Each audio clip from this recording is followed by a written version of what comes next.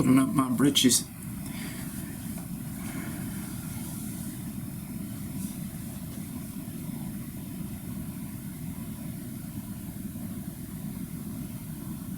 I know how to have a good time.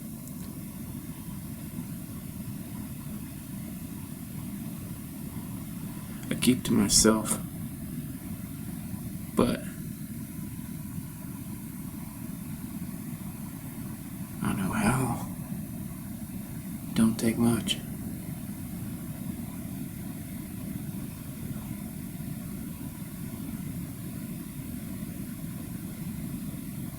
It's other people, you know.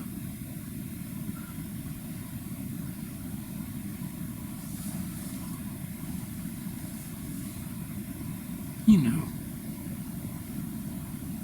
days that you ain't feeling so hot. You gotta pull yourself up by the britches and barrel down the stairs and push on through to the other side. Because ain't nobody waiting for you. You gotta do it yourself.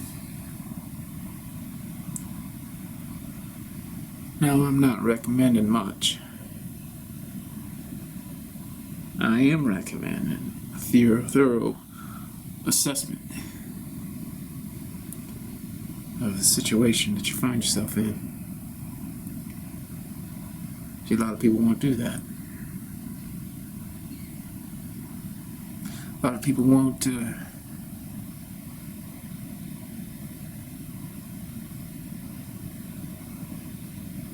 make a thorough assessment of their situation. Like you imagine you're in Grand Central Station and you just taking it all in, the cross currents of the human population intermingling. You don't know what's gonna happen next.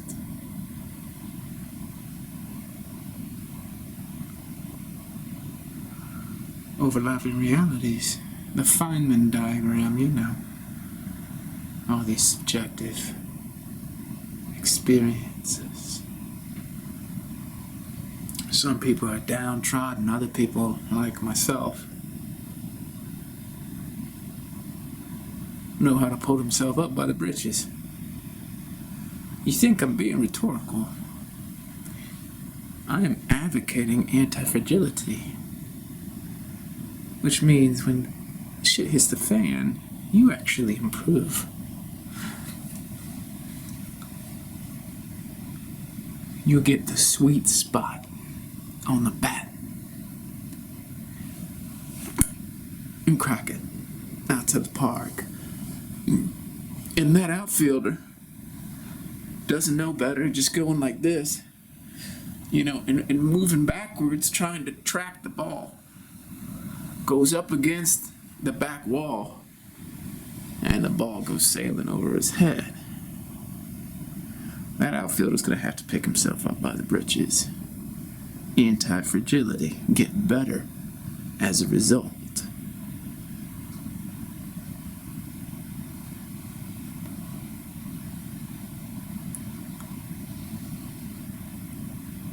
Are you hearing what I'm saying?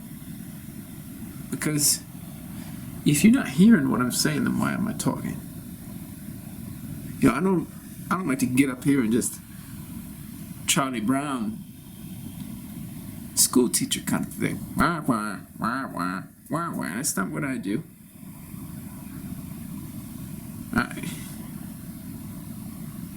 You have expectations, and I will honor those expectations. Wah, wah, wah. What I'm advocating for, generally speaking, is that people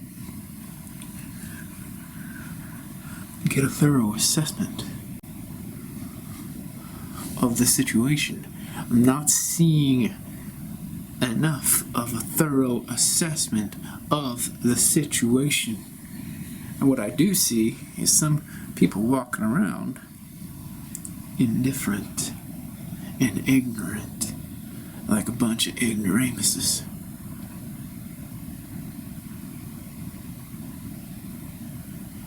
I met a lot of them. They don't have a thorough assessment of the situation. They don't know how to pull themselves up by the britches. There's a ball sailing over their heads. They're not anti-fragile. They're not going to become robust. Right? They're going to posture strength as it drains from the fingertips. I'm talking about an innovation here. A new paradigm.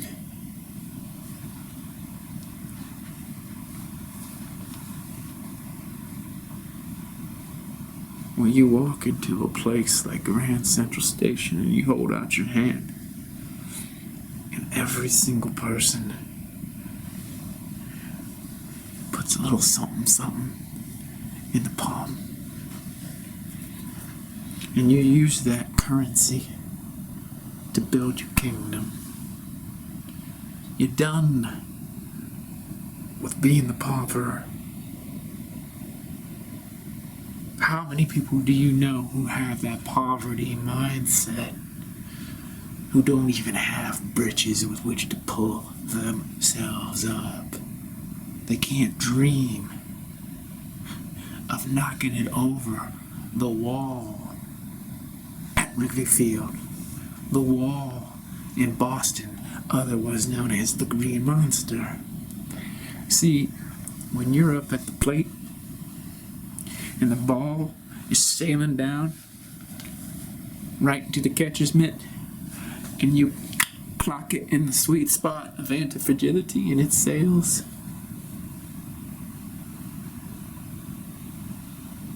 there's no poverty in any of that.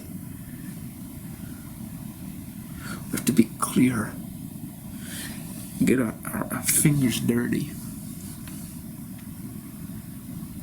I'm a brilliant man. I trust. Now there's some fellas who you can't trust. Like this guy named Hank. Hank Aaron. Now I wouldn't trust him for nothing. Home run leader my ass.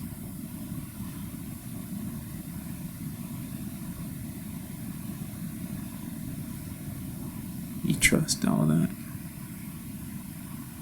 Don't you? You do. Let me tell you something.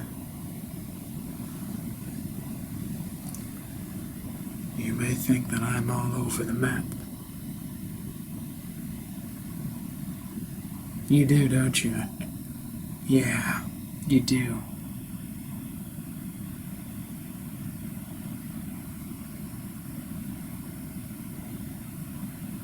Mister, I've been listening to you talk now for several minutes, and I must confess that I am lost. I can't track what you're saying. You're all over the place. You think you could slow it down and connect the dots for me? I paid you a lot of money to be a consultant here at my firm, but ever since you've begun speaking, me and my associates are not following you. I'm talking about anti-fragility here and contextualizing it in the corporate environment using analogies with baseball and the American spirit of entrepreneurialism and rugged individualism. Can't your company's associates relate to any of those topics? Well, sir, we have a multi-billion-dollar budget, and we want to find ways to expand our portfolio and our range of investments so as to capitalize on this market that's booming. before our eyes. Yes, I understand that, but we need to take a tour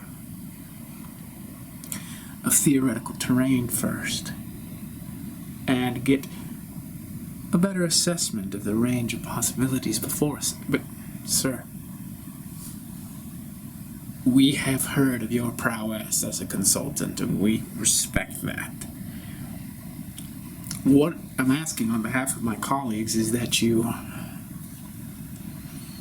taper your delivery so that it's not so long-winded, and I don't mean that in an offensive way. I'm just saying that you're losing us. Ever since you started speaking, we're just looking at each other and with our hands up in the air. And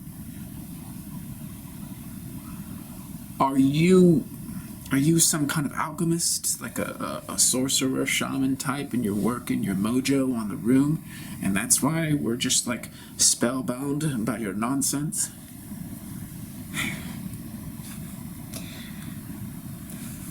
You paid me the big bucks, and I understand that.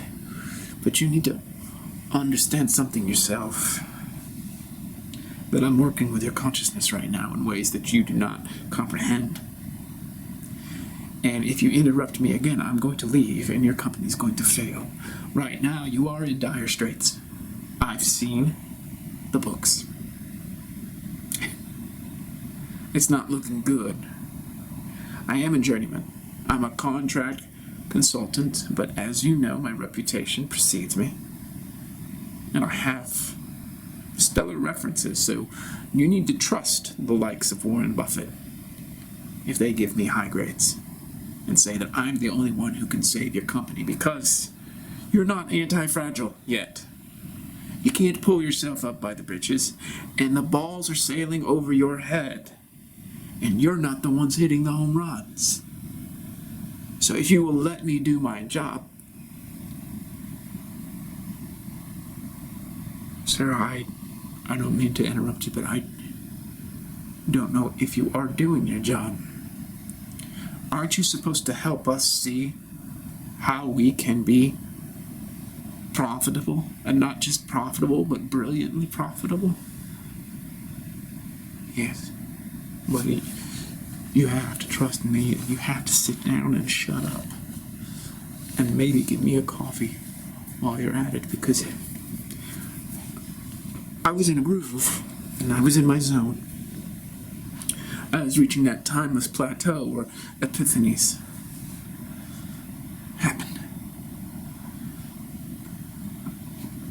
You interrupt my train of thought, and there's no revelations henceforth. I'm gonna take my fee, irrespective of whether you let me finish my sentences. I get my fee, even if you go bankrupt. I'm always going to win because I am anti-fragile. I am robust in the face of adversity. You need to understand and grok me as a person right now. I'm the lesson. I am the lesson. Right now, you are the blind mice scurrying about looking for your cheese. I've got the cheese. The cheese is here. The cheese is in my pocket. This conference room is loaded with cheese, and you're a bunch of starving mice over there squeaking. You're frightened of the future. The future is extravagant. It's overflowing with bounty. It's a cornucopia. And here you are in your scarcity mentality, all bewhiskered and in miniature. Don't do it. Don't surrender to your scarcity mentality. Don't be a rodent. Sir, I know that you come highly recommended and your reputation certainly precedes you, but I just don't understand how your speech relates to this company and its future. The reason you don't understand that, young man, is because I am reconfiguring your company as I speak. By the time I'm done speaking, your company isn't going to be the company that you once knew. Your company isn't going to be the company that it was before I walked in this room. Your company's going to become something new, but you need to let me do my job. See, because the company exists in your mind. You and your 11 associates all have a gestalt, a schematic of your company in your mind. And it's rotting. It's a stinking corpse. It's a cadaver. And I need to rejuvenate it, but that means rejuvenating your soul. But sir, we don't understand what you're saying, so how... And I am sorry. I'm really sorry, but you have to forgive me. I don't understand anything that you're talking about, and I am absolutely convinced my colleagues don't understand anything that you're talking about. So how can you rejuvenate our company and make it a multi-billion-dollar success? Which is why we hired you. We are leaking right now. Yes, I know your financial situation, but that financial situation is primarily an artifact of your consciousness and your colleagues' consciousness. If I can get inside that software and tweak it so you stop scurrying about like little mice, collecting pennies and hoarding pennies, we're talking billions of dollars here, and you're concerned about pennies. Pennies, you're a penny hoarder. You are miserly.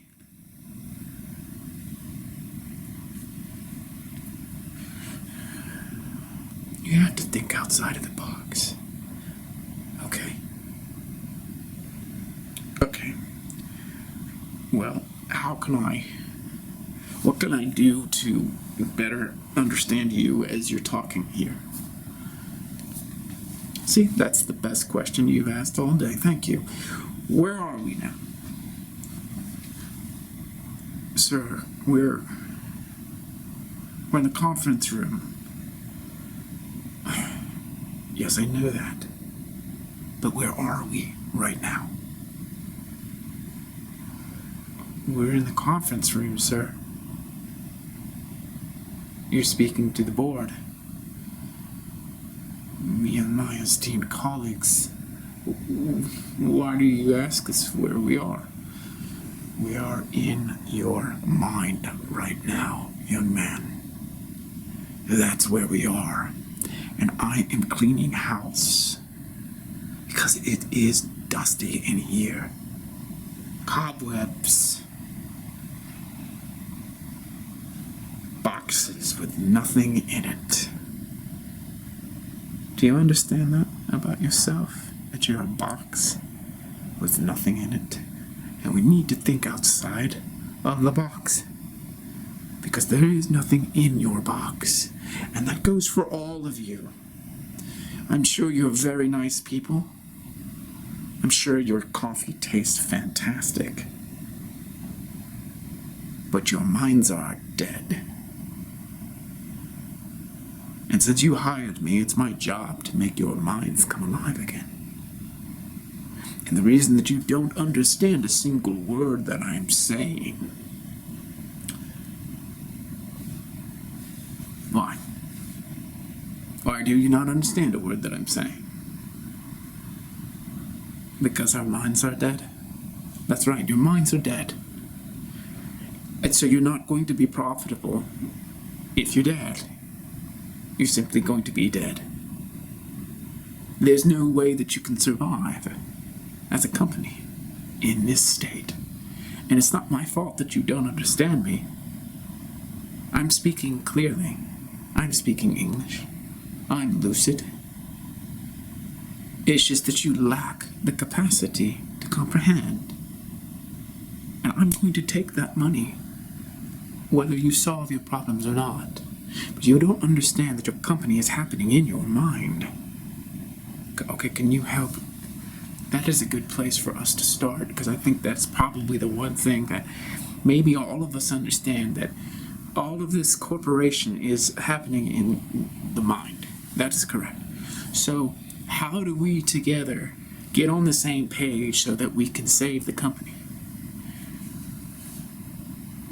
You need to understand, young man, that this company doesn't really exist.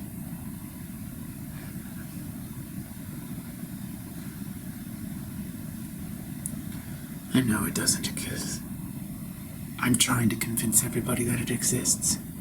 You have to believe that it exists, and then when you have the vision of the company in your mind, then you can share it with others. I know what you're saying makes sense to me, but we are going out of business fast, and I don't think that this mind job, these mental exercises, these gymnastics, are going to save us in time. Look at these guys. Okay? They're all really thin. They're all starving. They're all, I hate to say it, they're like basically stick figures behind me. Yeah, I know that. You drew them on the eraser board. They are stick figures. How can I get out of this? You created it, didn't you? I know. I just want to start this company, and it's already bankrupt. How is it that I'm going bankrupt when I haven't even started the company yet? Because you put the cart before the horse, young man. You've got to learn how to pull yourself up by the britches. Become robust in the face of adversity. Anti-fragility. You've got 11 stick figures on the eraser board back there, and you called me into the conference room to save your company? You've got it ass backwards. And you know me. I just work at the post office, and I'm on my lunch break. You've got to imagine bigger. I thought you were recommended by Warren Buffett. And you also thought that those stick figures were your esteemed colleagues, the board of the corporation. Is my mind really dead?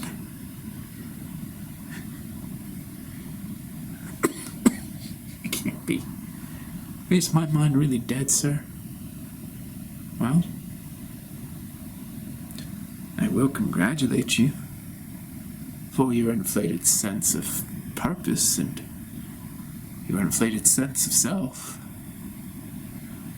You know, you're doing well here on this street corner in your cardboard box. But you've got to start somewhere. You've got to make an investment. You've got to plant your feet on the ground. These are difficult times.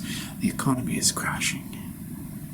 I can play this part in your play. I can do it on my lunch break. But don't ask me to make sense in your world. Your world doesn't make sense, and there you are trying to constrict me into your sense-making. But your sense-making sucks. Paupers have shitty sense-making.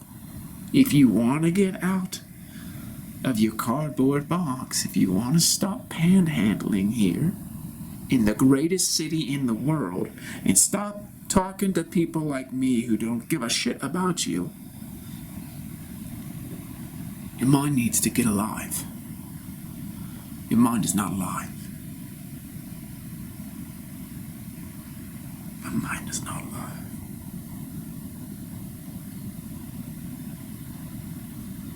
My mind is not alive. Correct. That is why you can't understand anything that I'm saying. You're already appropriating it and co-opting it for your narrative. But you don't understand. Your narrative is the cardboard box. You're always going to misunderstand everything that I say, because you're hearing it through the poverty filter of your soul.